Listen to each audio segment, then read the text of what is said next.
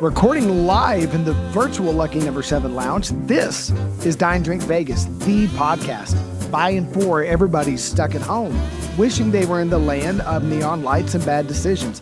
I'm your host, John, aka the Baller on a Budget, and you have stumbled across episode number 43, Land of the Free, Home of the Fun.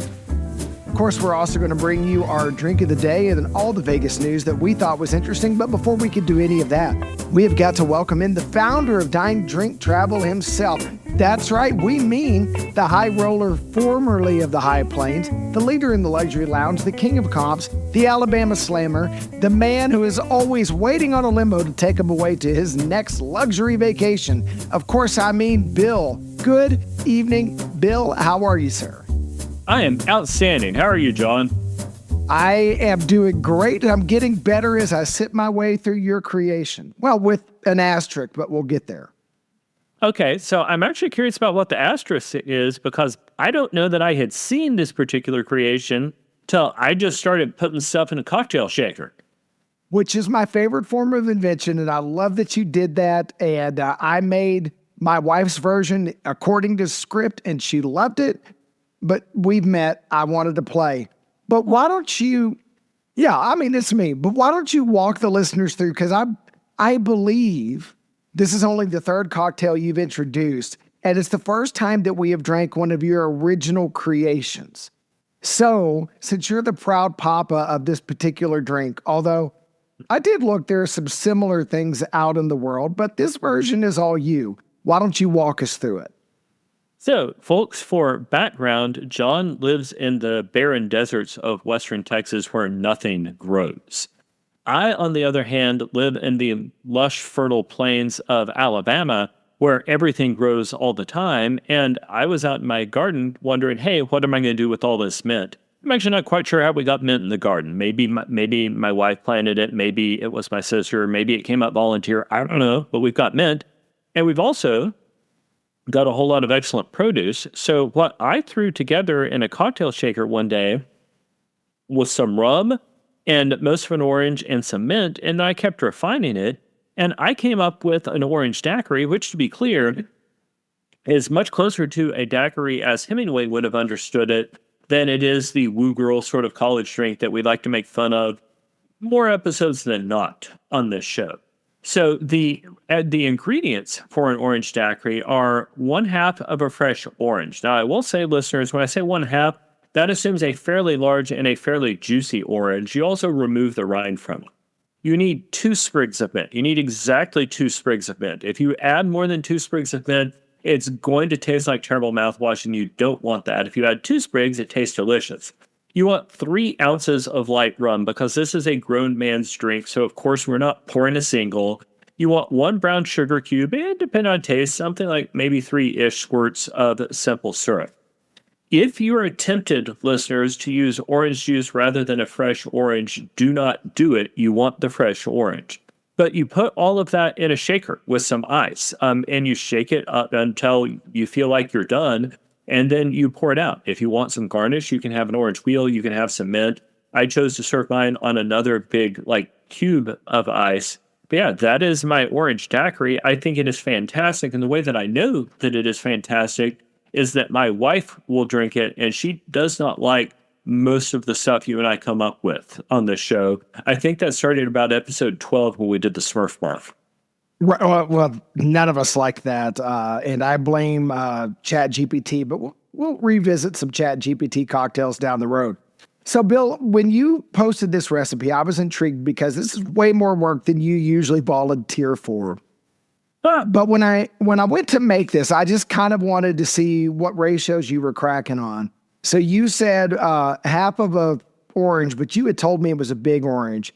All I had were some smaller oranges, but I went ahead and I squeezed out a whole one because I guesstimated that the oranges I had were about half the size of what I think of as a large orange. And when I measured it out, sure enough, that orange really aggressively squeezed gave me 1.5 ounces of orange juice. Now, I know you had said don't squeeze the orange, and I went ahead and put the whole fruit in the shaker, just so you know. But I wanted to get down to how much juice is in there. And even though my orange was smaller, I squeezed the whole thing. And here's what I found. I was able to get out a good ounce and a half of orange juice. Now, in a normal daiquiri, you have an ounce of lime juice to 2 ounces of rum. So an ounce and a half of orange juice, you would need 3 ounces of rum. So your ratio, believe it or not, is a very classic ratio of citrus juice to rum. Believe it or not, you nailed it based on just, farting around in your kitchen. That said, I do agree. I like throwing the whole fruit in there when you shake it. I think that added something to it. Shaking the mint leaves. Normally with mint, you would muddle it if you're going to do it in the mix, or you would garnish with it. But putting it in the shaker, essentially the ice is doing the muddling work for you. And even if you strain it out, you're going to get little flecks of mint in the drink, sort of like a mojito. And then we did not have brown sugar. My daughter's been on a cookie baking spree and we were out. So I did use honey because that sort of split the difference between your mix of simple and brown. Went with honey and my wife's. So my wife's I did reduce the size for her because she's not a grown man. So ounce and a half of orange juice, 2 ounces of rum, the mint, all of that in there. And she was taken with the cocktail.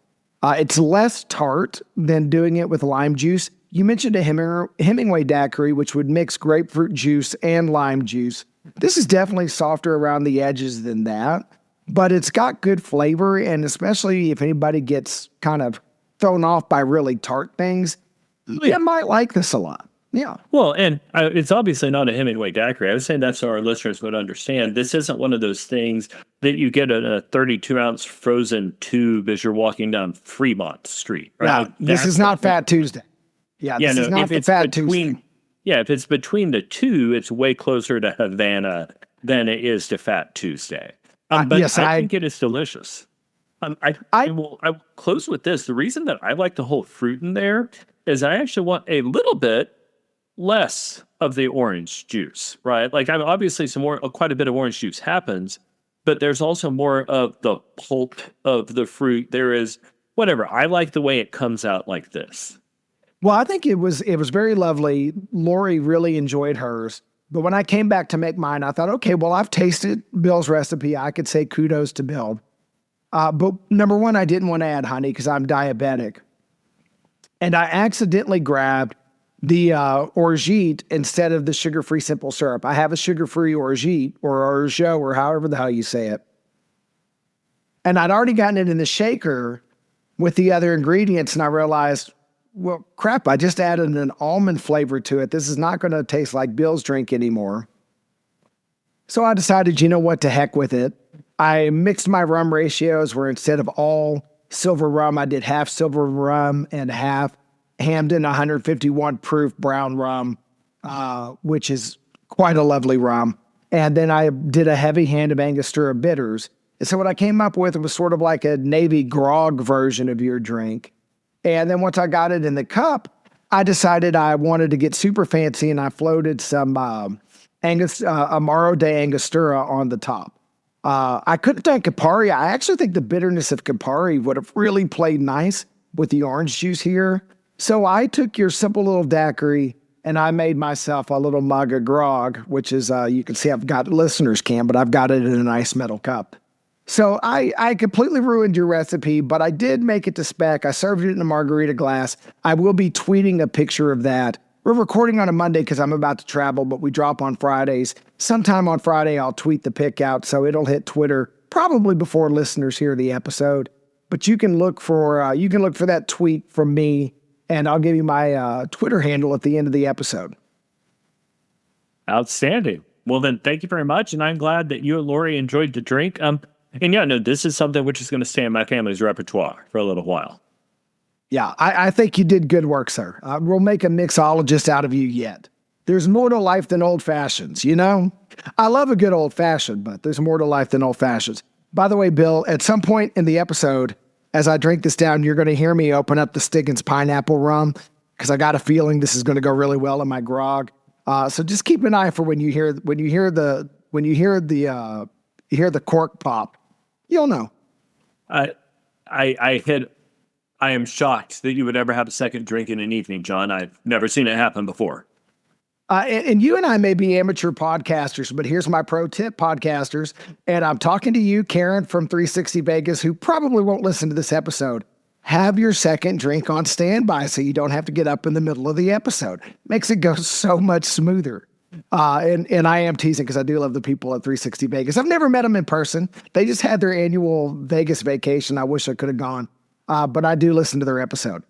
But this isn't about their podcast. This is about ours, by golly. So, Bill, here's our topic tonight.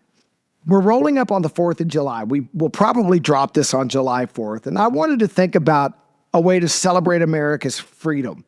And I can't think of any city on earth more American than Las Vegas. Where else can you gamble, walk down the street while drinking? Just about everything's legal. And even if it's not legal, if you know somebody, they can pretend it is.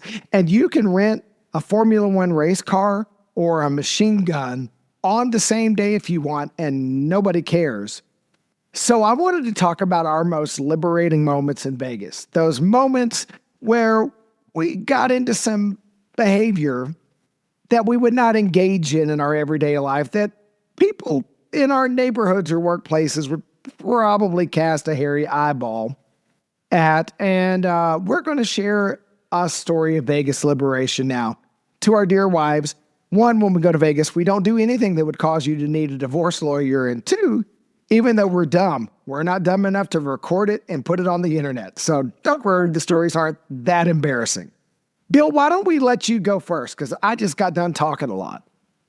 So, one time I went to Vegas, we had a prayer meeting, the end. Uh-huh. Uh-huh. Yeah. Yeah, One that time causes... and listeners, yes, he has cracked open the second drink. Well done, John. So one time I went to Vegas, I went to the Wynn Buffet, and for me, nothing happened. Have you ever had that experience, John? Yes, actually, I have had that experience. I've also had other experiences. We're not talking about them on this podcast. Remember, Bill, I know things too. Because I'm a saint, you can tell all of my stories because we all know that angels dance around me all the time, which is probably because I need some protection. So listeners, in terms of my liberation, when I go to Vegas, part of it's that I'm old, and it turns out I've got to show up at work at 7:30 every morning. One of the things I do in Vegas that is a lot of fun for me, legitimately, is I simply stay up super late at night because I don't have any responsibilities the next day, and I like that. I feel compelled to stay up past midnight every day, which means I'm staying up past 2 a.m. in Texarkana. And there's something to me that is very freeing about the act of simply being up late at night. And when you do that, inevitably, that is when adventures happen. Listeners, you've heard us talk about my brother-in-law, Mark. May his memory be a blessing to all of us. And Mark used to just come up to us on Vegas trips and say, do you want to go have adventures? And the later you get at night, the more likely you are to have those adventures. For example, I quite frequently will go and do something like take a picture with the Vegas showgirls. Whatever they tell you, folks, it's not free. You're going to tip them. The last time I did it, it was something like $20 per showgirl. But whatever, I take pictures with the showgirls who are all up and down the sidewalk at about 1 a.m. And it is a fun evening. And as long as we're going into my late nights in Vegas, once when I was messing around late at night, I allowed our buddy Mike to become involved. And that's where you know that the story went seriously sideways. But as we were messing around late at night, somehow we wound up at a burlesque show that involved zombies. And you know what? In terms of things that you do in Alabama, neither of those happens. I guess my biggest part of Vegas is I simply stay up late. I kind of let Vegas take me, and once letting Vegas take me wound up at zombie burlesque, which, maybe I make a different choice next time. And to be clear, listeners, Rachel, my wife, has known about this for years and years, and there's nothing else I can possibly do which would disappoint her more. What I love most about that story, Bill, is we have listeners right now going, really? That's the worst thing you've ever done in Vegas. But listeners, I don't know how to say this any other way. The difference between Bill and Hank Hill is twofold. One, Bill can actually express emotion around his children. And two, Bill knows that fire beats propane. Beyond that, there's some overlap. There's So never when been Bill any says, yeah, yeah, there's never been any question that fire beats propane. And while I can express emotion around my children, I'm not sure why I would. The spirit of my ancestors would come down and haunt me. As Hank Hill said once, Bobby, if you weren't my son, I'd hug you. That is something that my older child and I have as a standing joke. I did give him a good firm handshake once, and I think he understood what I meant. and I don't know about zombie burlesque in Alabama, but I do know if you go to the wrong truck stop in Texas at 2 a.m, the meth zombies are out, and you don't want to meet those ladies. I'm hoping that the zombie burlesque girls look better than the meth zombies that are the lot lizards at various flying J's around the state of Texas. Anyway, let's go on to my story, and mine's a little bit more interesting. And my wife happened to be with me. So years ago, by the way, baller on a budget move. Before you go to Vegas or any other travel destination, jump onto Groupon and just see if they have any offers that are appealing to you. They might not. Sometimes they have good stuff. Sometimes it's garbage. But if you look, you might find things. Well, this was mine and my wife's first trip to Vegas together. And I found a deal for this place on the Link Promenade called American Bar and Grill. And can is all in capital letters because canned beer. They have a lot of beer selection, but not much on draft. They were selling these wristbands. It was, I think, either 2 hours or 4 hours, all you can drink. And it was a very low price. Like it was dirt cheap. I want to say it was like $35 a piece. And my wife and I got our money's worth. Well, about the time we were getting close to the end of our time window, and I was multiple PBRs and random shots in, they started doing karaoke. And I decided it would be a good idea to do some karaoke. Now, listeners, you have to know two things about me. Number one, I cannot sing. Number two, I love to sing. Okay? Those two things don't go together, but it's the truth. Well, they didn't just have karaoke. They had a stand with wardrobe. They had a platinum blonde wig. They had a plastic blow-up inflatable guitar. They had like wristbands and the 80s sunglasses with the lines going across them. They had feather boas. I got in costume and I did Poison's Talk Dirty to Me. And I noticed in the middle of the song that my microphone was wireless. So as if I were at a music video from the 1980s, I picked up my mic stand and I got mobile and I left what is technically the boundary of the bar, and there's a little fountain on the Link Promenade and the music spills out onto the promenade and I am standing on the edge of the fountain finishing this song, and there is a crowd of people, and this is like a Tuesday at 2:00. There is a crowd of people on the promenade who stopped to see this ridiculous fat fool up there singing Poison badly. So when I got done, the crowd clapped randomly, loudly. The karaoke guy looks at me and he goes, "Hey man, that was badass, but you've been cut off and you gotta go." So theoretically, why did you have to go? What rule did you break? I took bar equipment outside the boundary of the bar. And apparently me jumping up on the lip of the little fountain thing, like it's 1.5 feet off the ground. I'm a big guy. Apparently something about liability insurance, over-serving patrons. I don't know. So I have not been permanently banned. I'm allowed back in the establishment. But yeah, I was not allowed to stay that day. Thankfully, my wristband was about to expire anyway. So, of the things that I've seen people do to get kicked out of places in Vegas, that also seems pretty mild. And I guess what we're telling our listeners, John, is that we're old, right? Because, yeah. But I lived out like it was, that's as close as I'm ever going to get to that scene in Ferris Bueller where he's on the parade float lip syncing to Donka Shane. That is as close to being Ferris Bueller as I am ever getting. So, it's my moment in the sun. Before we move on to news, you've actually inspired me, and I think of thought of one other ways that Vegas is very freeing for me. One of those is when I go out to dinner here in Alabama, I look for specials, right? Like there is a local fast food chain called Jack's that I love because I can eat dinner for $6. If I'm going to a sit down place, I'm certainly not spending more than $20. I'm trying to spend less than that. But when I go to Vegas, I might go drop $100 on dinner. I might drop more than that. You've seen me do it. So Yes. one of the ways that my behavior changes in Vegas is what I'm willing to spend to have nice experiences in a way that I just don't in my everyday life. That is true. I mean, we tease you about leader in the luxury lounge for a reason. I mean, you are not independently wealthy. And in the grand scheme of Vegas, you really technically are a high roller. You're not a whale. Now you do spend and gamble more than I do. You get better casino comp offers than I do. So compared to me, you're absolutely a high roller. But I will say that you do enjoy the finer things. You're willing to spend for things.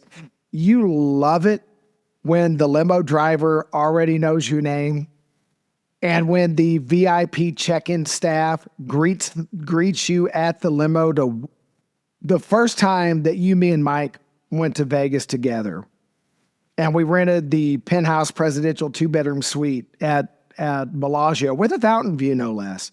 And the lady came out and referred to you by your official title and last name. Welcome back to the Bellagio. The pride that swelled up within you in that moment was palpable. You really do enjoy getting a little taste of that luxury because you're really not that guy on a day-to-day basis. And you really do enjoy springing the money to make those moments happen for you. And I got to say, I used to find that really pretentious. The more I travel with you, now I kind of like it when that happens to me. So you got a point. You're welcome. Yeah. No, you're welcome. Yeah. Well, John, should we tell our listeners what's going on in the news? Indeed, we shall. So our first story, according to the NBA, the 2025 Summer League kicks off July 10th. They will play 76 games in 11 days. And you may have some opportunities for celebrity sightings. Now, Bill, I assume all these games are in Las Vegas? All of those games are in Las Vegas at the Thomas and Mack Center. But when I'm talking about celebrity sightings, like I saw LeBron James once in the lobby of the Aria Sky Suites. So, and obviously, it's not like LeBron James needed the exposure time of the Summer League, but some of the NBA's actual stars hang out and watch some of the developmental players. And, you know, it's a really cool experience. I enjoy it. And if you're into basketball, I don't know what tickets cost, but I bet it's cheaper than a regular season game in whatever hometown you have. And seeing LeBron at the Sky Suites is a lot cooler story than me seeing Stone Cold Steve Austin at a Long John Silver's in Justin, Texas. But that's a story for another day. But you win the celebrity sighting. Well done. Well, speaking of celebrity sightings, we talked about on our last episode that Dolly Parton is going to do a short residency during National Finals Rodeo. Those tickets sold out in under 90 minutes. And according to just a random Google search I did, and I verified this a couple different places, and this is as of, I guess, Saturday morning, so 2 days ago, the cheapest Dolly Parton ticket on the secondary market for National Finals Rodeo in December was $1,353. So I would love to go see Dolly Parton for $1,353. I'm going to go eat at Le Cirque twice and have $300 left over. John, how much would you pay for that show? Because I'm going to assume it's less than $1,353. Well, there's the theoretical and the reality. How much would I pay if money were no object in my life? Yeah, I'd drop for these tickets. Yeah, but money isn't an matter. Yeah, as a practical matter, I think at about $500, I can't eat. 500 would be really pushing it, but I would probably do that. You break the 1,000 barrier and, I'm going to need a divorce lawyer at that point. Yeah, I can't get away with that. I really would love to catch Dolly while that's still possible. There's so many of my musical heroes that I've never got to see live, and I regret that. I would like to see her because she's not getting any younger, but she's still a performer. The halftime show she did for the Cowboys was great. She has no business that age being out there in a Dallas Cowgirls cheerleader outfit, but somehow she pulled it off. I hats off to her fitness regime and her plastic surgeon. I would like to say I'd swing this. It's a little out of my comfort zone. Yeah. No, that absolutely makes sense. Well, John, do you want to tell us what's going on with Las Vegas tourism numbers? Sure. So KLAS and just about every media outlet out there has reported that once again, there was a decrease in May, down another 6.5% from May of the previous year. So year to year. And if you subtract out the conferences, there have been several conventions and conferences, including a big crypto gathering. It really does paint a bleak picture that the numbers in Vegas are not pretty. Now, to be fair, we need to contextualize this. Since coming back from COVID, Vegas has been setting records. So we're not saying that nobody's in Vegas. There are influencers out there that are like, oh, Vegas is dead. No, Vegas is not dead. There's still a lot of people in Vegas. But clearly the numbers are declining, and clearly that's going to be a cause of concern for the bottom line of these casinos. No, it absolutely isn't. And in related news, I mean, the travel slowdown is so big, it's even hit CNN, which is now running a story about summer travel deals. So this isn't one of those stories that's just popping up in boutique, news sites. It's popping up all over, and it's to the point that, as John and I have been talking to you about for the last 3 or 4 episodes, listeners, you can find deals. The best example I know of to tell you is that the Labor Day trip that we talk about every episode on this show, So I had booked my tickets on American Airlines because I like pain, and that's the surest way to make sure I can experience some pain as part of my travel.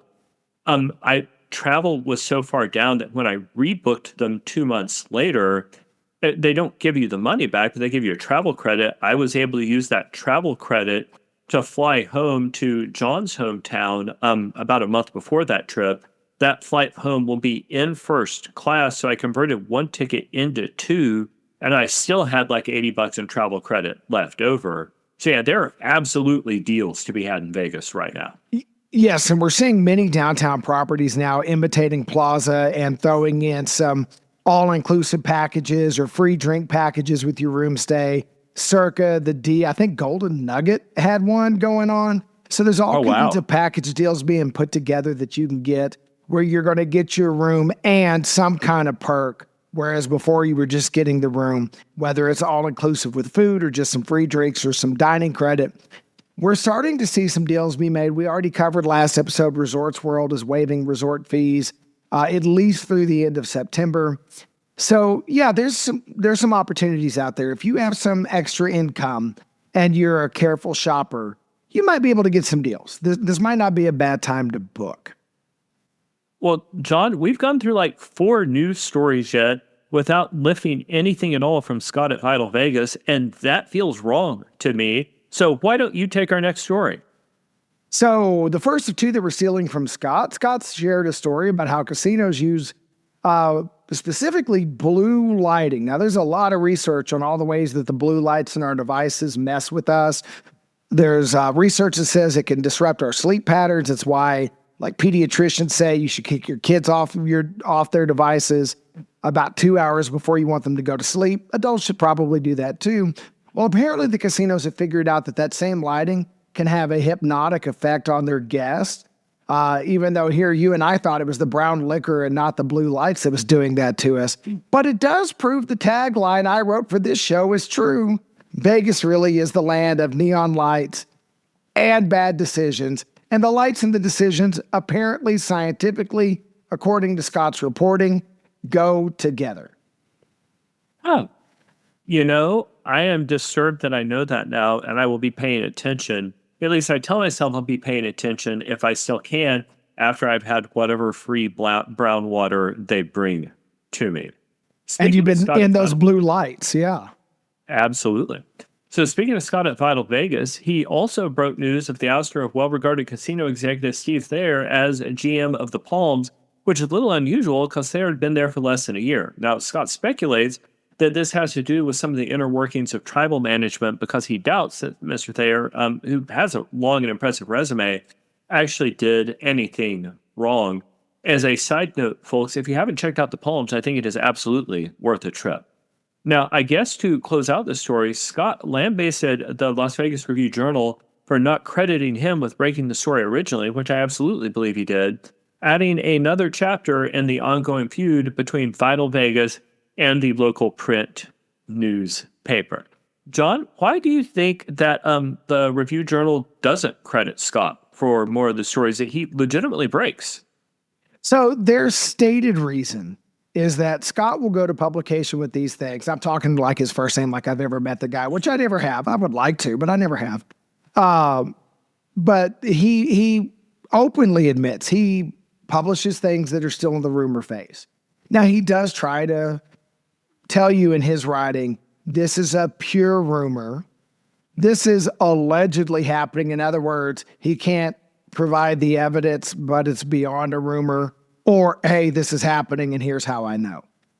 The Review Journal says that they will not publish a story until they have firm evidence. And since that firm evidence isn't coming from Scott, he doesn't get any credit, even if he was anywhere from 2 weeks to 2 years ahead of time. And by the way, sometimes he's 2 years ahead. So this is one of those things where I kind of sort of get the point of an actual newspaper having a different publishing standard than a blogger.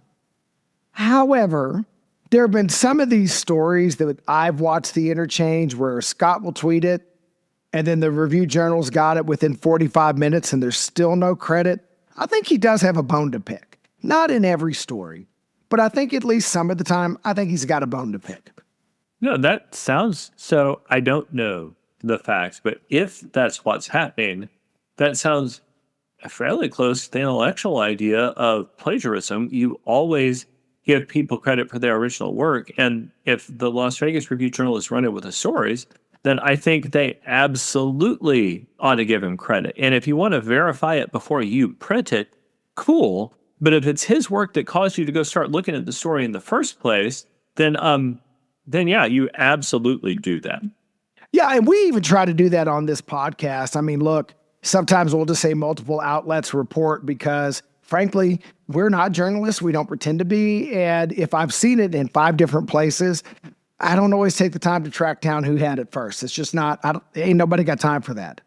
But the difference being that you and I don't pretend to be journalists. And I think if you are a real journalist, and you clearly got the story because of Vital Vegas or any other social media outlet, you ought to give them credit. I don't think that's ethical for a journalist. For a couple of schmucks like us, sure, fine, whatever. But even schmucks like us try to give credit when we know for sure who broke the story. Even like that KLAS. Yeah. We cited the version that you linked in the run sheet. Now, we know KLAS isn't the first one to have those numbers, but we went ahead and said, hey, here's how we got it. We try to do that. You would think the Review Journal would have higher ethical reporting standards than you and me. One would absolutely hope so. So in our next story, according to the editor of Neon News, whom we presume to be Al Mancini, Bizarre Meats tops the list of best restaurants to visit when money isn't an object. I will say I've got a review of Bizarre Meats up on the Dine Drink Vegas YouTube channel, and I like it very, very much. It's one of the Jose Andres places. The gazpacho actually made me believe in gazpacho for once. Do know that is, Bizarre Meats in particular, is one of those places where the chef is barely there. So I was eating at the bar. The bartender was lovely and helpful. We got into a conversation. I said, so how often is Chef Andres actually here? And she said, well, he only is able to come once a year because of his many commitments.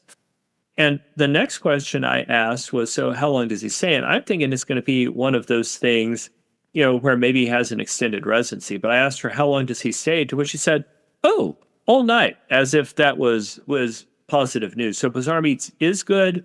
Don't go expecting to see Jose Andres. So, John, to this list of best restaurants when money isn't an object, you've got all the money. Let's say you just hit a $5,000 jackpot and Lori has told you, don't come home with it. I expect you to spend it before you get here.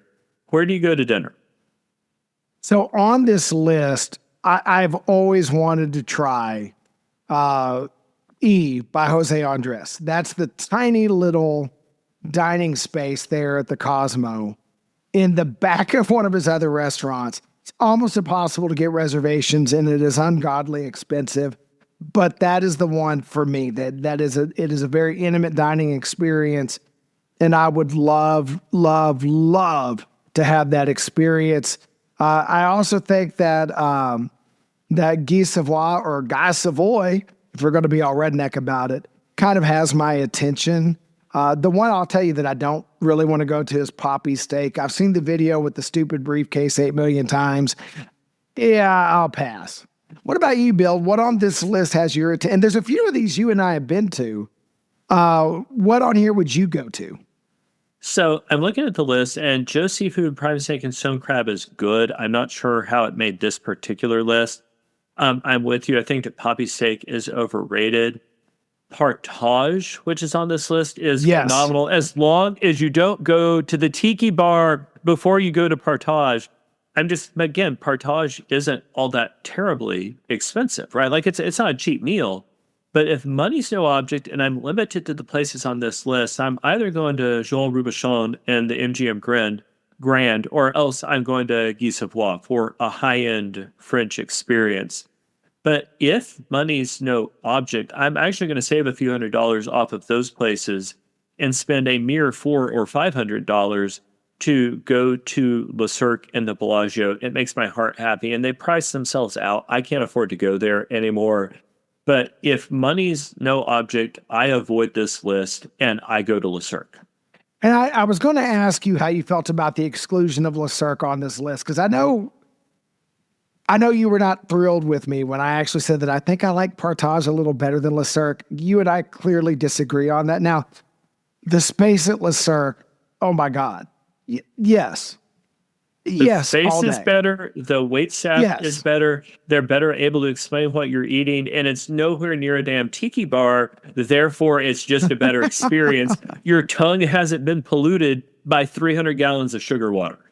Okay, fine. But I just thought that was interesting. Well, let's go to the other end of the spectrum. So we've been the leader in the luxury lounge. Let's go to the other end.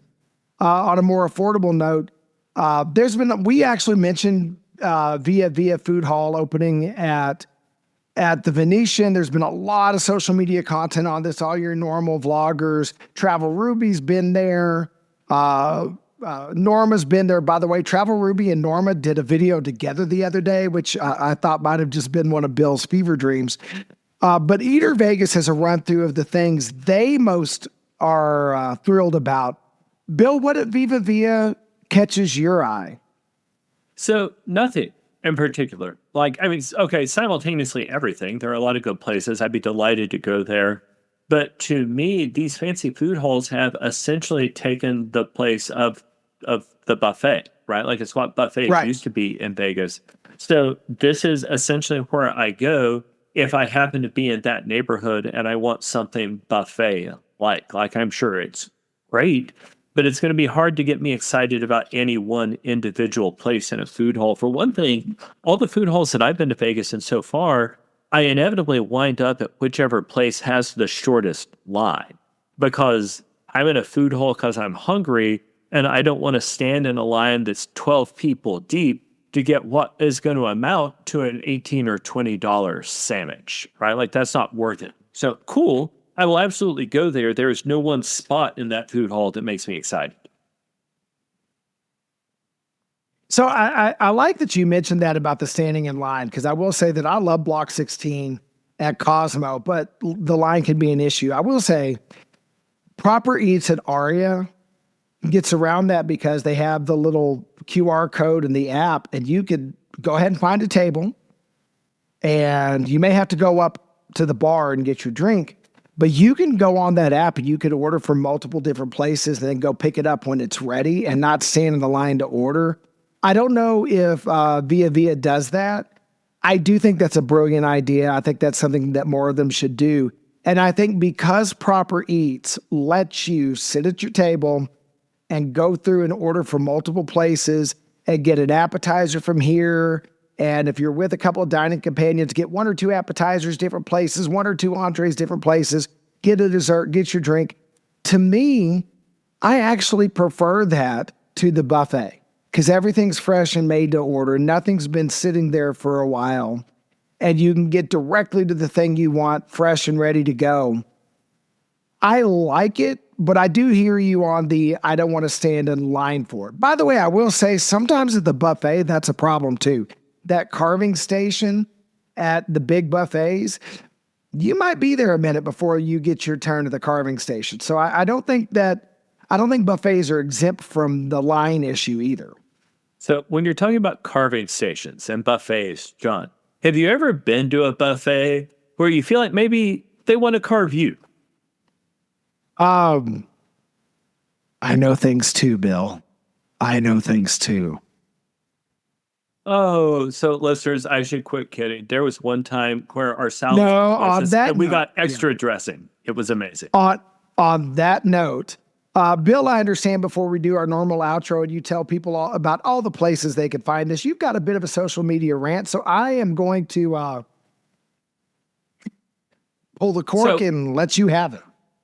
Folks, as always, I hope you will go check us out on the Dine Drink Vegas YouTube channel, where our normal thing is to provide 5 or 10 minute videos, so fairly short and focused, that give you the information that you need to plan your next trip. But on Friday of last week, so about a week ago by the time this episode drops, I did my episode on Cipriani, which was terrible. They served me my Vesper in like a shot glass, measuring glass sort of thing. They brought me out my bread and my olive oil, but they brought out bread, didn't say the olive oil was coming. It showed up like 10 minutes later.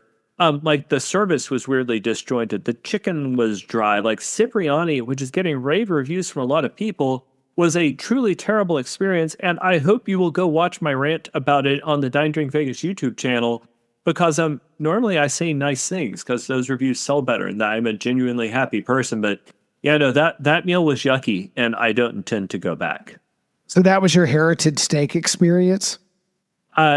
So yes, except for the fact that the rest of us liked heritage steak. Yeah, well, whatever. That was terrible meat. That was just, I've bought better meat off the back of the 20 ribeyes for $20 truck in the parking lot of a Kmart, okay? Yeah. Yeah. But I guess it gets to the point that even well-loved places can screw things up, and it sounds like they really screwed things up for you.